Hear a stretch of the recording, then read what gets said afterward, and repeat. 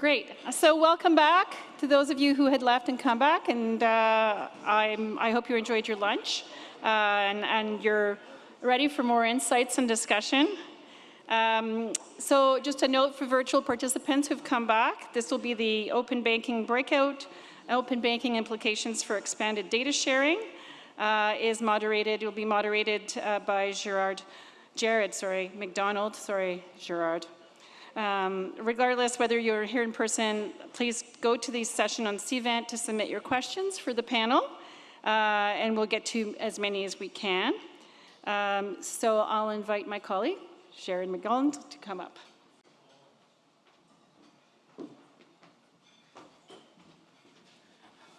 Thank you, Vanda, and thank you for all of you who made the right choice about the right breakout to go to, but please don't tell my colleagues I said that. Today we're going to talk about open banking, or as some people call it, consumer-driven banking, and we're going to have a panel of three. Markos Zachariadis, who's a professor of information systems at University of Manchester, Abdi Hersi, who's the director of payment strategy and partnership development at Wealthsimple, and Elizabeth Fanjoy, who's the VP and Associate General Counsel at personal banking for CIBC. And we'll have time for Q&A, so exactly as Vanda said, please, as the discussion and presentation is going, feel free to put your questions into CVent. And to set a bit of context, and then I'm going to invite Markos up. Markos has been doing some work for GRI, kind of renewing the paper that he wrote in 2020 on open banking in Canada. So he's going to give us a 8 to 10 minute update on that. And then Abdi and Elizabeth and I will join him on the stage for a panel discussion. Now, open banking's already introduced in the UK, the European Union, and Australia. The discussions in Canada started about 2018, and then finally in this spring federal budget, the government introduced the first of two pieces of legislation to implement the framework. And the remaining elements will hopefully be legislated sometime later this year or in 2025. Now, Canada has been lagging behind, but there are now resources being allocated to this. They have allocated $1 million to FCAC to begin preparing to oversee a new framework. And as I said, in 2020, Markos, during the last time that open banking was sort of a topic of discussion, he did a wonderful paper for us, which is available on our website.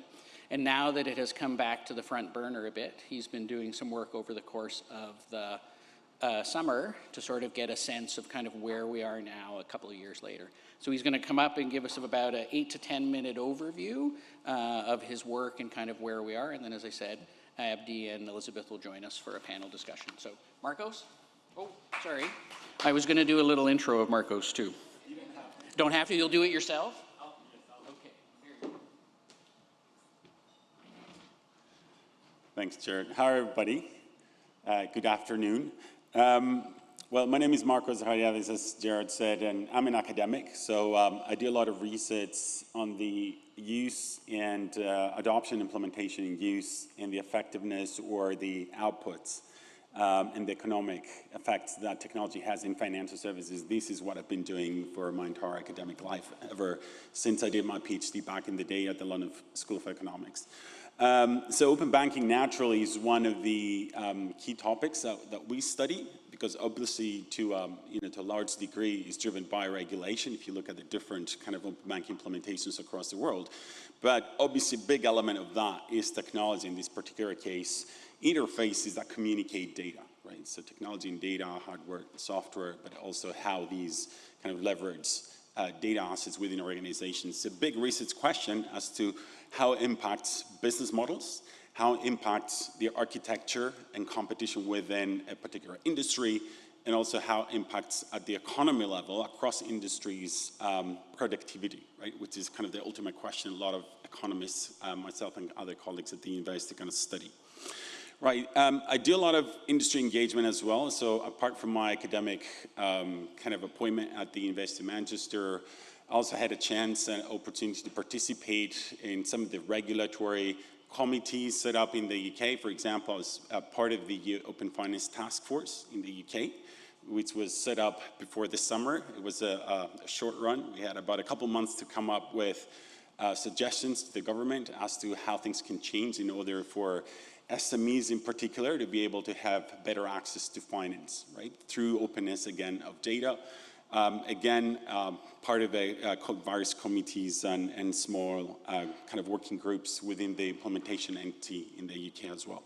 So what I'm going to do, as Gerard said, now my 8 minutes became 6 minutes, try and do a quick overview, not just based on the recent kind of conversations I had with people from the Canadian kind of banking industry, financial services industry regarding open banking, but also try and merge a little bit what the previous kind of paper said, because there's quite a bit of overlap, and not a lot of progress has been done, but there is some indications of where the Canadian implementation could be moving. But what are some of the key debates that people struggle with, not necessarily just in Canada, but across the world? So the first one, of course, is a question whether to regulate or not, and what are your objectives in terms of the open banking implementation, right? And perhaps I should start talking about what open banking is, but I'm going to skip that. Let's say open banking is not just the sharing of data, because sharing of data, from financial institutions to some third party has been, into existence for several years, based on different technologies over the years, right? But let's say that open banking is a systematic way to share data in a standardized way across the industry, right? Be it through a regulatory framework or a kind of market-driven initiative. But it has to be systematic and it has to be standardized. Otherwise, we're not talking about an effective openness of data, right? So do you regulate? Do you regulate? How much you regulate has been a very big question, and what are your objectives? And if you look at the UK model versus potential other models across the world, it started from a competition narrative, right? We have a set of banks that dominate, the accounts that exist across the economy from consumers and businesses. So the big part of the regulation was to try and break that up, provide more competition. So that's kind of like a competition-driven regulation. If you look at the EU, again, kind of similar angle through PSD2.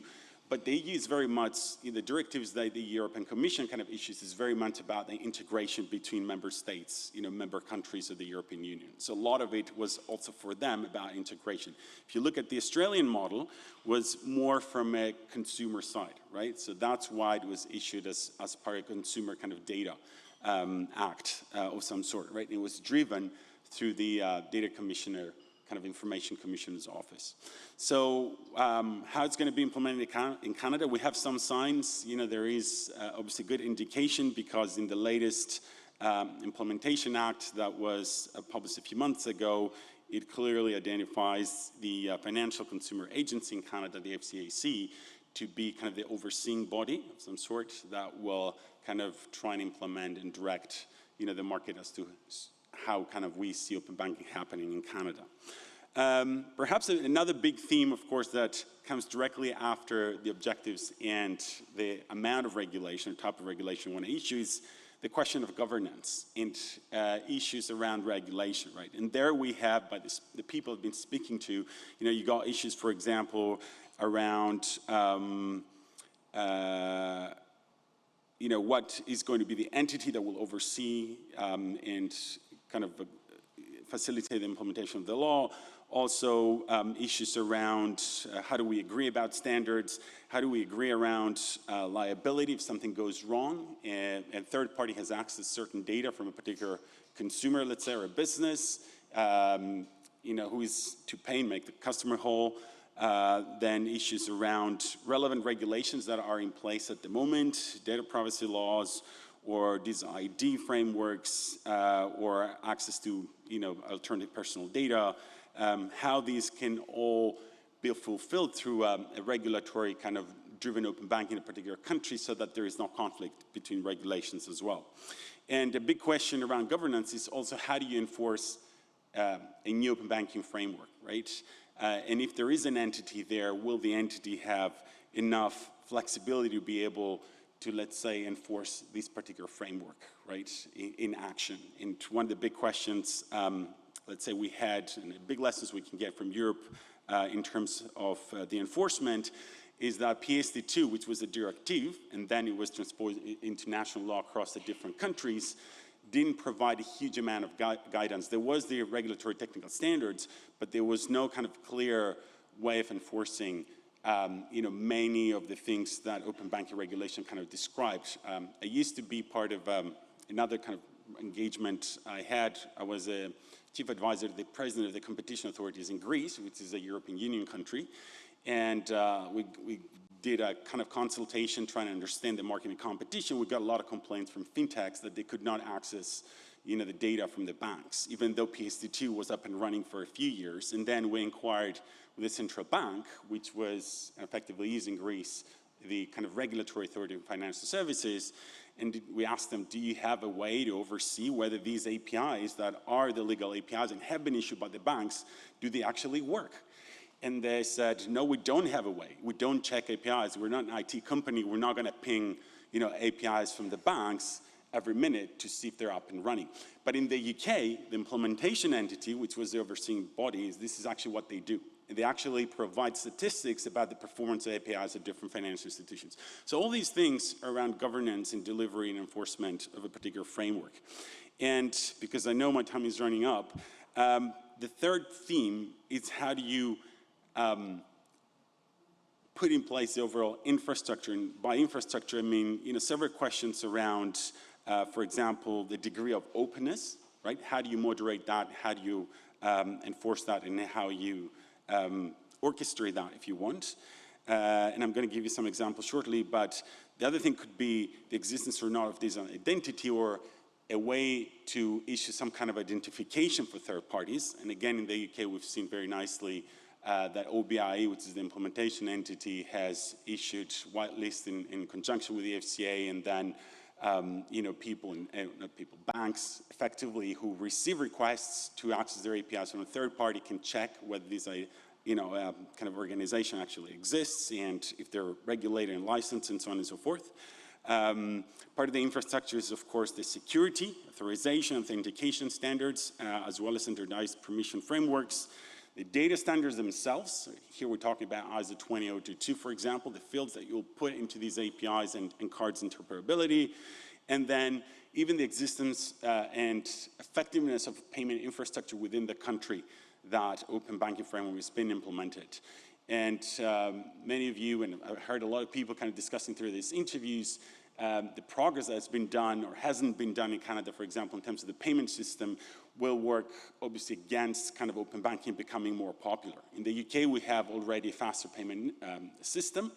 And because we again have payment initiation as part of the regulation, which is something that from the interviews I did potentially is not going to happen right away in Canada, it makes sense for a lot of these payment initiation APIs to be pinged quite quickly, quite a lot, because obviously we see then the fulfillment of the payment actually taking place almost in a real-time basis.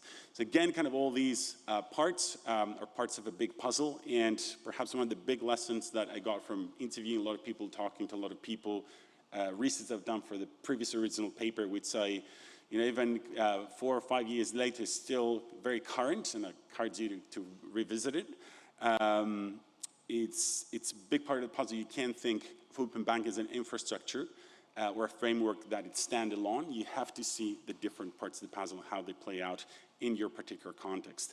I will close just with 2 notes, if I may. I know I'm already run out of time, but I think it might be good passes for the discussion we're going to have. So one is the degree of openness, and this is very interesting, obviously, as an economist, because degree of openness it goes back to theories like we have transactional cost economics and the theory of the firm, how firms kind of operate. But the degree of openness will potentially provide not just more competition and more innovation, but obviously, in addition to that, kind of change the DNA of certain firms in financial services. I know that sounds a little bit abstract, but depending on how many data you enforce kind of banks, let's say, to open up, that will force them to think about themselves more as a data brokers, not just as money brokers, right? So one of the big research papers we're writing right now with another professor of strategy at the University of Oxford is how the business models, effectively through openness in financial services, are changing, right? And this is one of the big questions we really have to answer, and regulators and policymakers have to answer, because if you tackle that, if you find economic incentives for ASPSPs, like the banks, let's say, and the fintechs that work for everybody to deliver these outcomes and further innovation, then that's going to be huge progress, not just for the regulation, but also on how the benefits have been realized by the customers as well. So I'm going to close on that note and looking forward to the Q&A. Thanks.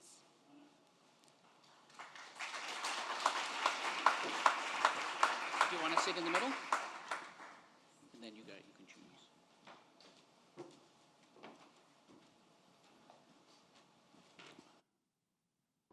Well, thank you for that overview, Markos. That was very interesting. I will point out I have gotten a few questions about where I got the Starbucks.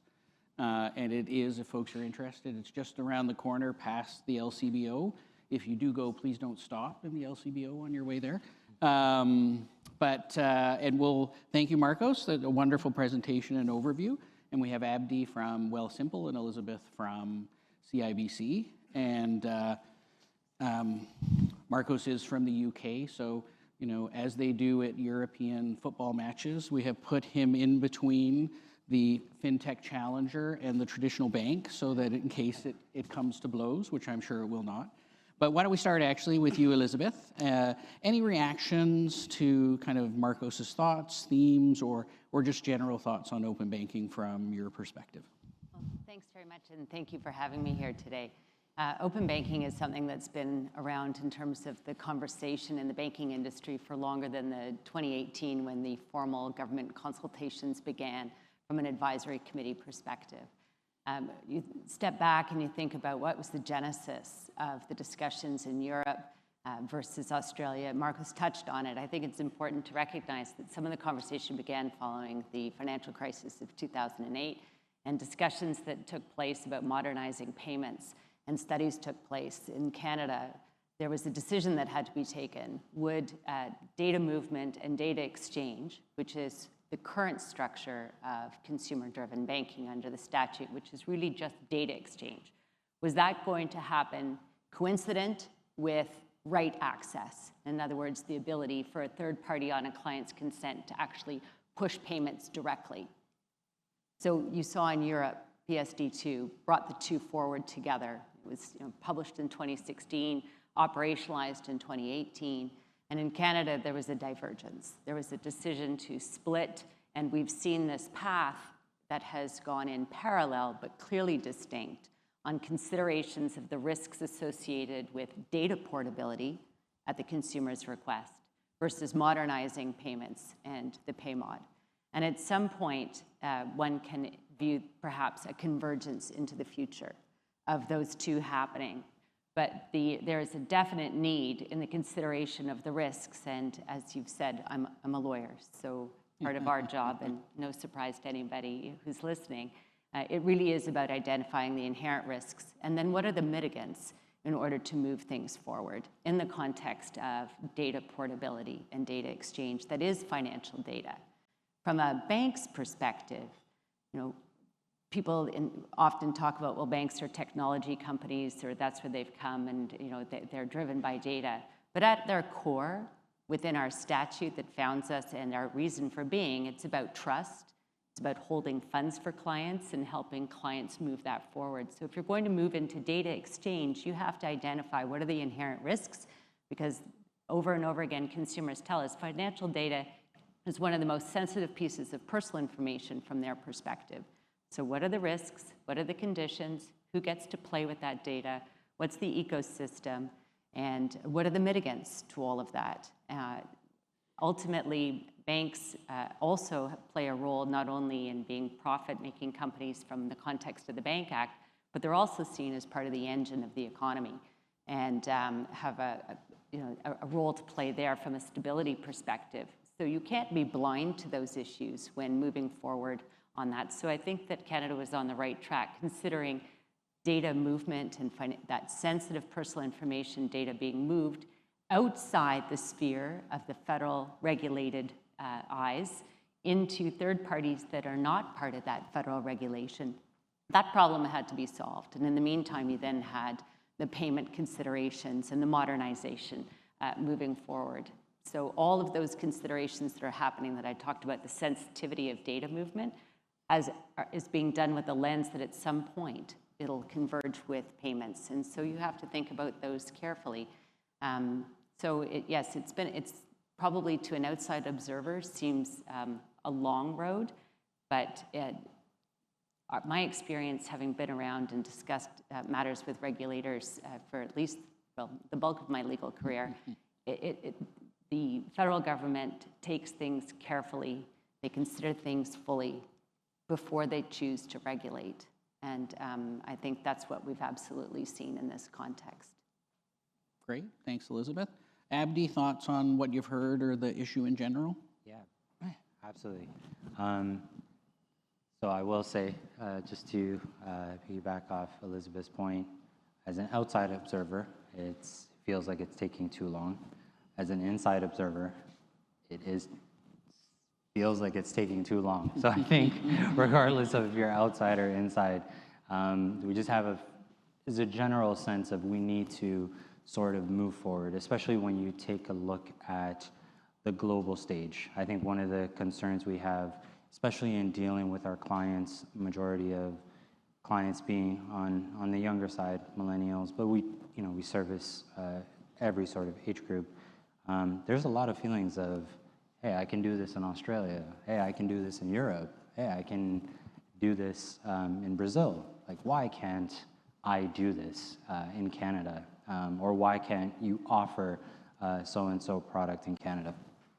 So I think there's an overwhelming feeling on our side that open banking combined with instant payments, and Markos touched on that, and I think that's a key aspect as well, especially when you talk about right access, is kind of, it's table stakes, the way we feel about it, and core to some of the things we want to do in terms of our payment strategy.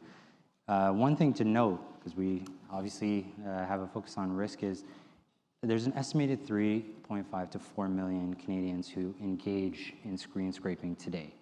So it's not that clients are not putting themselves at risk. It falls outside of the bounds of your banking agreement, but we have clients that in Canada, maybe not our own clients, but other clients as well of other fintechs that believe so much or are so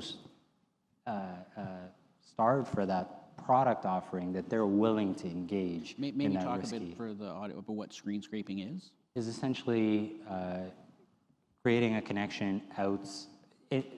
It's moved to APIs, or a lot of fintechs want to move to APIs, but it's essentially kind of a way for you to use your login to connect your accounts between financial institutions. Currently, the way it's done leads to a lot of, I would say, unless the bank is involved, for the most part, financial institutions kind of look away from that activity. But it's not dependable, I would say, in terms of building a lasting product offering, because the connections do get interrupted. We experience challenges when it comes to creating something that's sustainable. And the last thing you want to do is offer a product to a client. It works for a month or two and then gets disrupted later on. So I think there's obviously differences based on jurisdictions. There is some legislative frameworks, both in the US, who's leveraging the CFPB legislation, and Europe that leverage PSD2. We are without that, but that's in the works. So we're excited about the promise of open banking and actually translating the benefits. I know we talk about the risks quite often, but some of these challenges that we need to solve for clients, many clients come to us and say, hey, what's my net worth? It's a very difficult question to answer because we don't see their accounts or the amounts in the different financial institutions. Some of them come to us say, what's my TFSA or RSP tracking room? Again, very difficult question to answer. Some clients want to enhance their mortgage application experience. So if you've ever applied for a mortgage, had to collect 1,000,001 documents across your financial institutions. Some find that to be a painful experience. So I think I look at it from a business strategy perspective in terms of how we can expand our product offering. And I look at it as a way to move away from riskier practices. So not that open banking is going to open this can of worms. I think we should consider the perspective that that can of worms is already opened through screen scraping. It's like, how do we kind of create a system where clients are comfortable with that data sharing? The last thing I'll say is that data sharing is pretty ubiquitous in our day-to-day lives. You know, when I find myself out in the town and I want to find a restaurant, I have to share my location with Google, right? They ask me, do you want to share where you are at precisely? And that's, again, sensitive data, but I use it to my own benefit, which is to procure the service. So I don't think it's about shielding clients from those opportunities to enhance their financial lives. I look at it as we have to illuminate the risks involved, safeguard as much as we can clients from that risk involved, but ultimately engage in practices that improve their lives and potentially productivity within the country. So, Thanks. Well, let's stay with risk for a little bit. We have had a lot of questions about payment modernization, so we will come back to that issue. And we did get one question from our audience talking about, is there a relationship between the degree of openness and the degree of risk? And Abdi, I know you're actually saying in one sense it's an inverse relationship, but another question asked about fraud risk. And so maybe, Markos, I'll start with you. You know, when you look at the experiences in other countries, is there a risk in the data sharing, in the increased degree of openness, you know, from a bad actor perspective, from a fraud risk perspective, all those sorts of things, and then open it up to Elizabeth and Abdi as well? Yeah, I think that's a very interesting question. I think a simple answer would be yes, of course, there is more risk when you open up more data, but you know, that applies to anything that you do in business, right? I guess if you keep closed data inside the banks, then of course you limit the risks, but that's not a reason to not open data. Because the benefits that you get is you kind of have to measure that, you know, with the benefits that consumers get in the end, and also partially the benefits you as an organization get. I think a lot of the banks, one of the results that we found when we started kind of doing this research in the UK back in the day, 2016 was the first paper we wrote, was that a lot of the banks did not focus much on the opportunities open banking can offer them, and there's a lot of them. So one of the most successful kind of executive education masterclass that we do at the university is basically trying to understand the business models for banks, right? And we've delivered that across the world. So you have to go through that thought process to try and understand, of course, how competition will increase, but what are the benefits for you as a financial institution? And then the risks, there's lots of different ways to deal with them based on technological risks, based on, you know, operational risks, based on you know, risks that have to do with data. You've been introduced with new kinds of risks also in terms of the ecosystem that you serve. So we wrote another paper, we're actually trying to revise that, talking about data bottlenecks and technological bottlenecks in newly established technological ecosystems, which perhaps in the banking sector did not exist as much before because of the data closeness. But there is ways to manage those risks, and I think you know, it's definitely kind of worth serving the customer better and managing these risks and staying close for the rest of your life. Abdi or Elizabeth, any thoughts?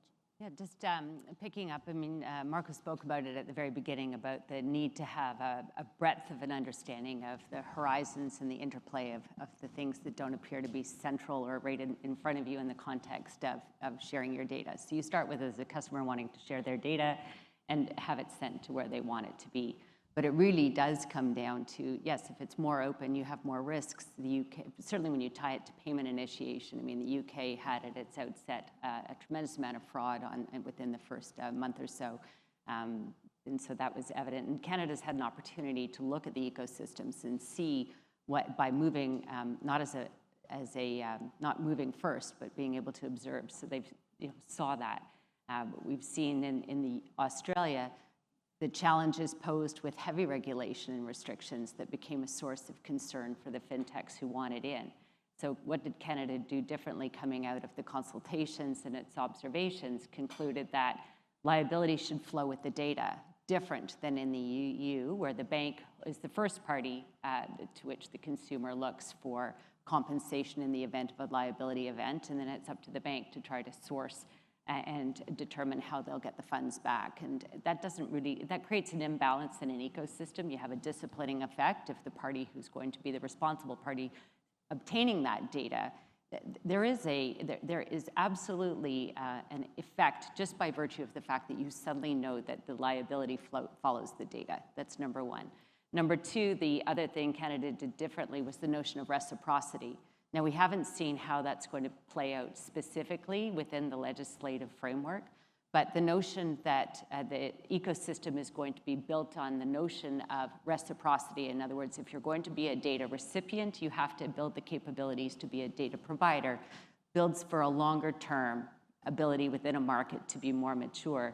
So the statute that's been stood up has said that identified banks, and they haven't flagged which ones or what the criteria are, will be mandated to participate. Well, that means that you're going to have the ability, as whether you're participating voluntarily or mandated, to participate in an ecosystem that is dependent upon reciprocal data exchanges. And so I think that's a very helpful mechanism to ensure that the market develops longer term. There, of course, was lots of consideration, particularly in Canada in a federated model. What do you do about the consumer end user on redress? If you're going to say liability flows with the data, and the bulk of upon initiation, your data recipients are both provincially regulated or the consumer, the activity that entity, the data recipient, if that activity is regulated by the provinces, what's the role of the provincial regulator and the provincial consumer protection agencies versus the federal?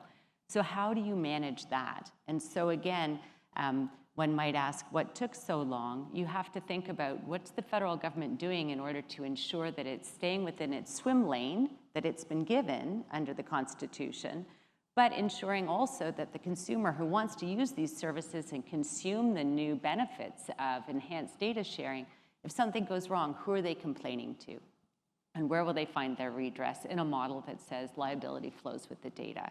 So those things had to be worked out in order for the government to come forward.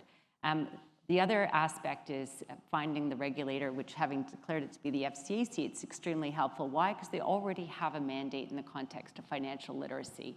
And we saw in other countries that started with open banking the need to actually educate the consumer as to what it is that they're doing and who are they engaging with, so that you don't end up with behaviors like you see with some aggregators, and you've seen litigation in the US, where the aggregator who's engaging in screen scraping is actually standing up what looks to be your bank's website with the bank's trademarks, and in fact, it's not at all. And the consumer doesn't know that in sharing their password and their bank credentials, which should be held very closely and not shared, is suddenly being handed over to someone masquerading as a bank, and they're not.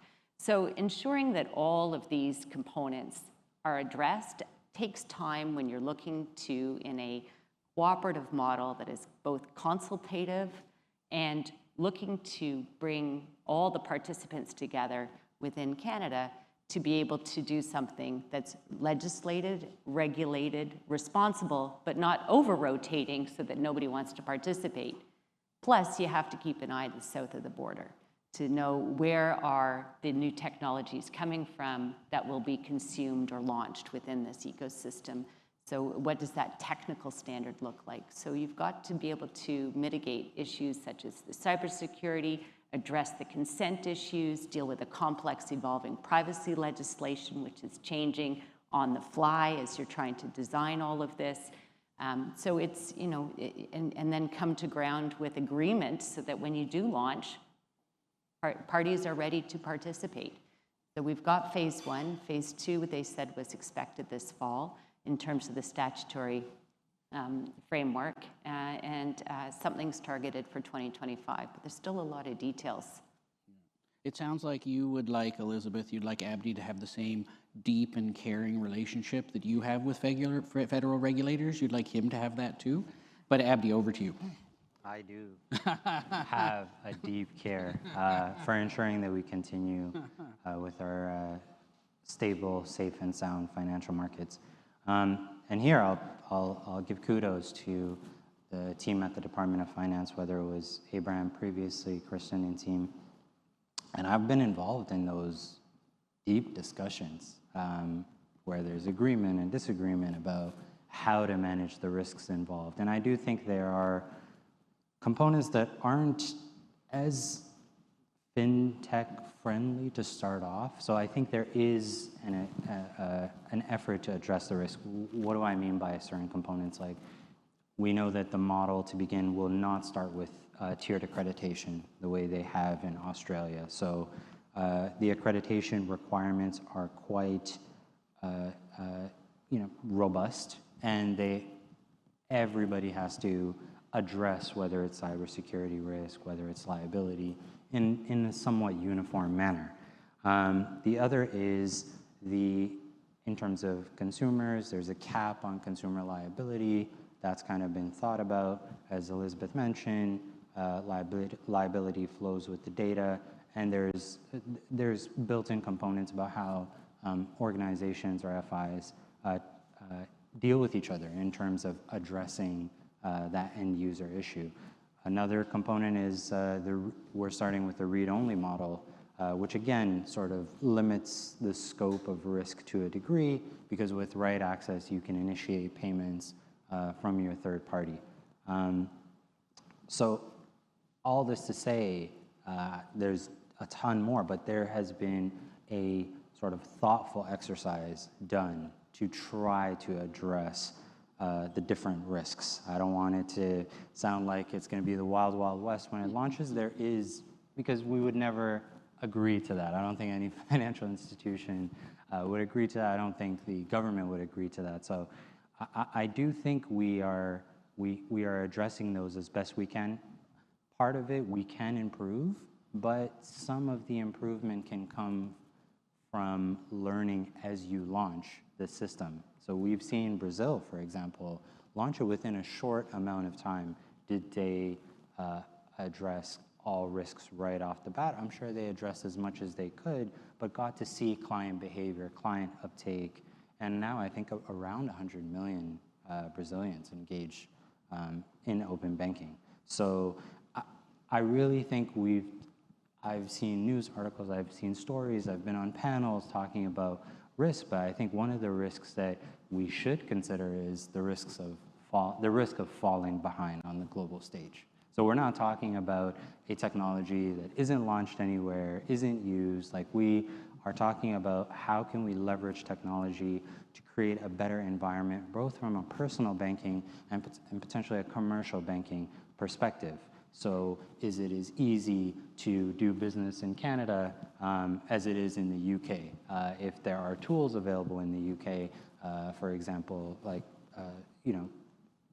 sourcing all your transactions across financial institutions as a small business in order to enhance your tax filing experience, whether it's comparing mortgage offering across financial institutions in one location, seeing what you can get and how you can strategize to enhance your sort of personal life. I think that concerns me, and I think it should concern others as well when we talk about risk. I think we are thinking about the risks that are pertinent to financial data sharing, but I don't think it's a reason to stop momentum towards ultimately where we need to get to. And for those who've been engaged in open banking discussions, I've heard people spend 10 years in Canada talking about open banking. So I guess the question is, how many, are we going to come to the next summit talking about the promise of open banking, the summit after that, summit after that? I think it's when are we going to get on with it is kind of the attitude that we have, but again, to the benefit of the end user. This is a question from one of our audience members. Markos talked a bit about the evolution of business models, and Markos, in a second, I'll come back to you to ask what you've seen internationally, but maybe actually I'll start with you, Abdi, and then go to Elizabeth. When you think of the the implementation of open banking, do you think the business model of your company changes or evolves, and how would it do that? Yeah, but I think when you look at this, because we're... Oh, is Mike? Yeah. Sorry. Yeah, you're on. Okay, you're still with me. I thought I got cut off. That I made a controversial statement or something. I think yes, our business model will need to adapt to open banking. There is a difference, obviously, between what we can do with the read model and the write model. So our focus, first off, is to try to, and actually, I'll take a step back. I don't think it's just open banking. And we think about a client data strategy. So it's like, how do we benefit clients the most, both with internal data and then externally, potentially, through open banking. So I think a lot of the benefits of the read-only model is probably around financial literacy, educating clients about sort of where they stand in their own financial journey,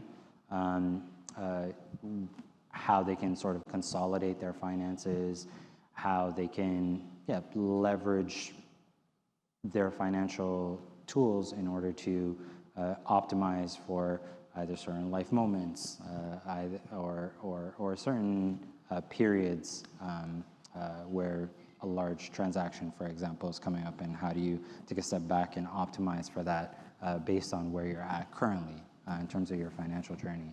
There are a ton of really cool use cases in different jurisdictions, but I find a lot of them to incorporate right access. So that's why we want to be able to get to that stage. And then the last thing I'll say, like, for example, controlling your subscriptions, seeing which subscriptions are inactive, potentially switching your subscriptions within one location. These kind of things where, again, it's about saving people time, giving them tools, offering them enhanced sort of banking capabilities is the way we think about it. So I think it's not open banking will come in and then we'll have a complete revolution on day one. We've seen sort of a slow uptake, even in jurisdictions that we cite. For example, in the UK, I think about 11% of the population engages in open banking. So it's not a hockey stick right off the bat. I think it's about 10 million. 10 million, people right now having open banking access. Yeah, 10 million, sorry, not 10%, 10 million. So I think it's adapting, taking this new technology and continuing to innovate on top of it. And I think you'll see some exciting product offerings from Wealthsimple if we get to that stage. Elizabeth, thoughts on the evolution of the banking model?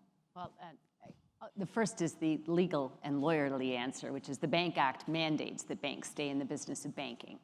So that's fundamentally a core component. But then beyond that, it really is about delivering services to the customers and what the customer wants, how you enhance that relationship with the customer and the services. And we have a highly competitive market in Canada in the financial services industry. And in that context, different entities are going to deliver different solutions for customers, and that the customers are going to really lead where they want to and follow where they see the services that they want to participate in. So I think that's really what you've seen through the pandemic and through all the data, of course, is just the rapid adoption of those that perhaps were staying on the outside of the use of technology in their financial services, and you've seen the rapid adoption. Canadians always seem to be at the forefront of being prepared to use new technologies that are available to them. So it'll continue to evolve. Okay. And Markos, in your opening remarks, you talked a bit about how people are starting to think about this question. Any early insights from other countries on what's happening? Yeah, in terms of the business models, mainly, Yeah. right? Yeah, absolutely. I think, as I said before, I think the amount of openness, the data, because there's a huge spectrum. It could be, like in the UK, for instance, we have account information opening up through PSR, which is the regulation for open banking in the UK, and then we have payment initiation. In other countries, no payment initiation, but there is more categories of data. It could be like data from investment accounts, insurance accounts, which I think is what Canada is kind of aiming at the moment. So based on that kind of openness, you can construct different, what we call business models, like ways of actually creating revenue for a firm. I think back to the point that Elizabeth made, obviously it's, the banks are there to provide banking services, but I think thinking about the business models, financial institutions in generally, financial services is an information-based business anyway, right? So data is very much part in handling data and utilizing data is, or should be very much part of the DNA of the banks. I think in terms of the banking business models, how they can change is not necessarily whether they provide banking services or not, but how much disintegration into the value chains that they hold within the firm are they willing to have and deliver many of these services through third parties, right? So you can, according to some of the business models that we've seen kind of emerging from open banking regulations, you can keep delivering data through a personal relationship that we have with the customer, or you can be producing financial services, but deliver them through third parties that potentially have better customer experience, better use of these data to even provide customer with more solutions and so on and so forth. So these are the choices. How much you willing to go down into breaking your vertically integrated firm and product-oriented business model into kind of exploring new ways of making revenue, still by selling financial services.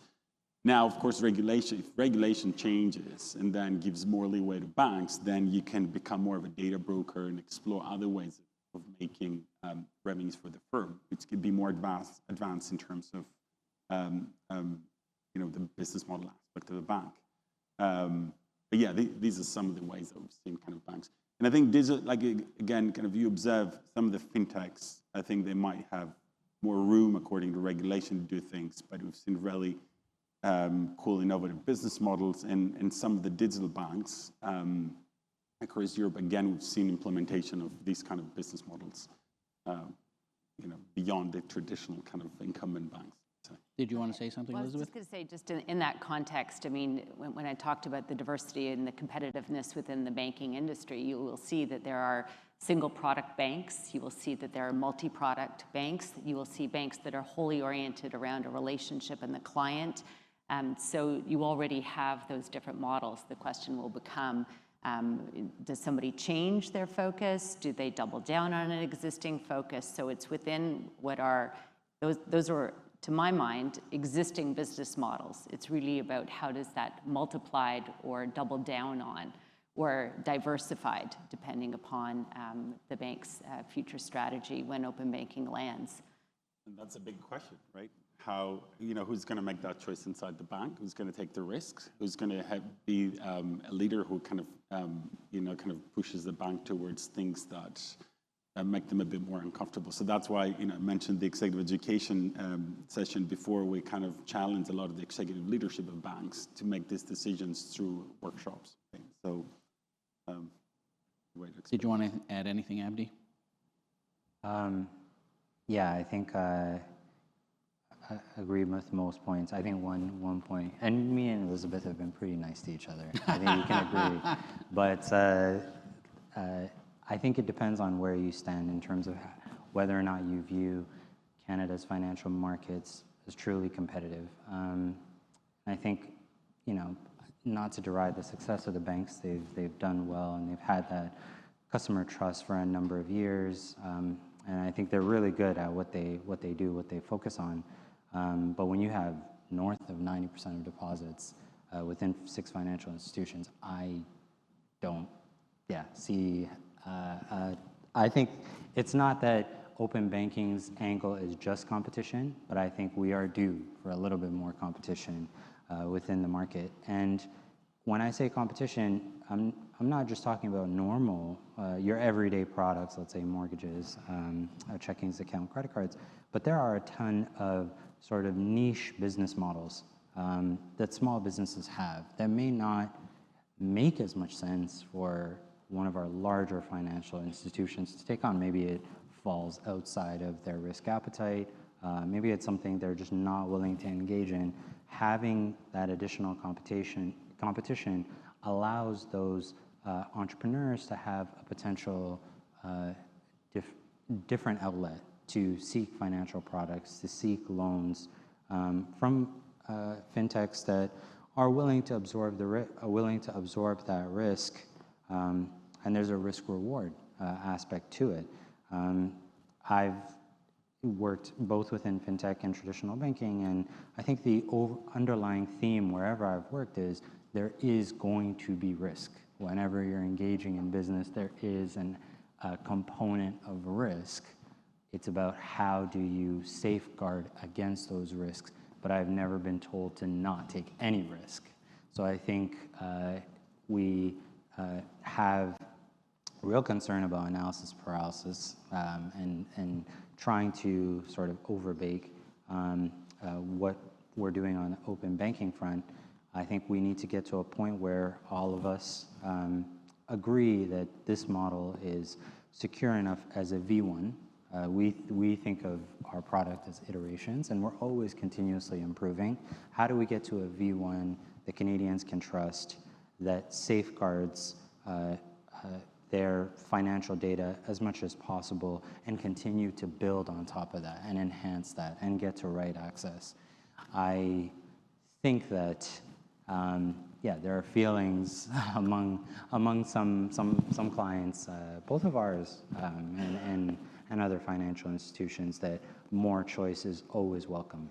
And that applies to us as well. If there's another fintech that springs up and does similar things to what we do, it's a chance for us to compete on enhancing and really delivering the best value for those clients, and having those clients choose us because they feel that they're going to get the best out of their banking. So you don't necessarily buy into the ruthless oligopoly. You don't need to answer that. I'm going to ask this question, but ask for quick answers because I want to stay on the tough questions, but then end on a more positive note. But someone was asking, how much does it cost and who's paying for it? Maybe we'll Markos, you can talk about kind of what the international experience is there, and then Elizabeth and Abdi, if you want to jump in too. Yeah, I think the question of the cost goes back to governance. In the UK, because the regulation kind of mandate, it came from the CMA as a competition kind of mandate. The CMA ordered the large non-banks in the UK to effectively pay for it, and also mandated them to use a particular API that the implementation entity, it's the bank's page, designed in consultation with them in the market. Right? Of course, there's different kind of governance frameworks you can use, both in terms of coordination for some part of the infrastructure, but also for the design and deliver the standards, in which then you go to questions around economic incentives. I hear here in Canada, a probable choice is FDX, which is a US kind of based institution with a branch in the Canadian market as well in some ways. And you have to be a member to actively kind of participate in those debates around the standards and the delivery of the APIs, in which case my understanding is that you have to pay. So this is kind of like a market-driven exercise. The UK standard of the APIs is to a degree open source. So it was, you can frequently see it across the EU because of the lack of a robust standard on APIs across the EU. A lot of the banks used the UK API. So there's different models and there's pros and cons, but that's what's happening in the UK. Any quick thoughts, Elizabeth or Abdi? Elizabeth, maybe you go first. I can just say that the statute that was put forward in the spring provided for $1 million worth of seed funding for the FCAC, and then dictated that it would continue with a participant funding. But the details of that are unknown at this particular time. But when you talk about costs, there's the direct costs of the participating in the Canadian sort of in an open banking framework, there are all the indirect costs about structuring your data, protecting your data, and so I wouldn't even hazard a guess as to how you would then start costing out all the indirect costs which become necessary in that environment, structuring data, cybersecurity, all the things that we talked about before. Abdi? Yeah, I think when I look at costs, I divide it into two buckets: the cost to prepare yourself for open banking, which Elizabeth spoke to, and the cost to actually stand up the open banking model. In terms of standing up the open banking model, there is sort of a shared costing structure. So I don't think we're going down the route of mandating the largest institutions to just pay for it all. I do think a function of sort of the size of your company and amount of data that you have will just make it that it would be more expensive to engage in data sharing. But from a Wealthsimple perspective, for example, it's sort of the cost of infrastructure, right? You think about telecom companies continuously enhancing the infrastructure they have to meet customer needs. We view it as sort of part of the cost of doing business. We know clients want their data. We know clients want a secure way to share their data. They want confidence in that data sharing model, and this helps us get there. So I think the cost is either born out of looking to enhance your data strategy or being forced to enhance your data strategy, and probably a lot better to be able to be proactive on that front. Can I just say something quickly in terms of the cost? I think through the UK experience, a big part of this digital transformation that the banks had to do in order to be able to comply with open banking coincided with COVID, right? So these big digital transformation and the rush to provide digital services. And also I think there's a huge amount of competition in the UK market from fintechs as well. So the UK market right now, I think number is about 1,600 startups or companies, smaller companies that subscribe as fintechs. So this amount of pressure to the banks actually made the banks deliver better results. And it wasn't necessarily open banking that did it, but it was flexible regulation provided by the FCA for fintechs to exist and for new banks to emerge. Right? I think there was something between 30 and 40 new banking licenses offered in the UK the past decade, which is great. Like, you want competition, otherwise you won't have pressure for the big incumbent kind of organizations to deliver. That has been the UK experience, slightly different. Maybe one last question, and again from one of our audience members, so relatively quick answers. What do you think we can do to speed up open banking implementation in Canada? Like, what are some of the obstacles that you see to moving more quickly? And maybe Abdi, we'll start with you. Some of this, I think, will fall under the directive of the FCAC to enhance consumer education around the benefits of open banking. So I look at it as two parts. Consumers getting more educated, demanding products that can be powered by open banking, and us as fintechs continuously working and engaging with government partners in order to move things along. So fintechs have been deeply engaged in the foundations of the open banking framework. We went to the meetings, we've had our written submissions, we've tried to really get in the weeds to demonstrate the benefits and our commitment to offering enhanced products and showing the true promise. And I think part of that falls within the organizations that engage in open banking. Okay, it's released, it's our responsibility to translate this system into direct consumer benefits. So not to place it just on the consumer, we as businesses and financial institutions have a responsibility to really show the promise of open banking. And I think those two combined, one, learning more, asking more, having these forums, considering, thinking about what you can do versus what you can't do, comparing to different jurisdictions, and on the second side, a lot of the behind the scenes work to push, and then once we get V1, quickly, as much as we can, demonstrate the full value of what open banking is, and then I think it's difficult to put the genie back in the box. I think after that, you continuously improve on the system. So. Markos?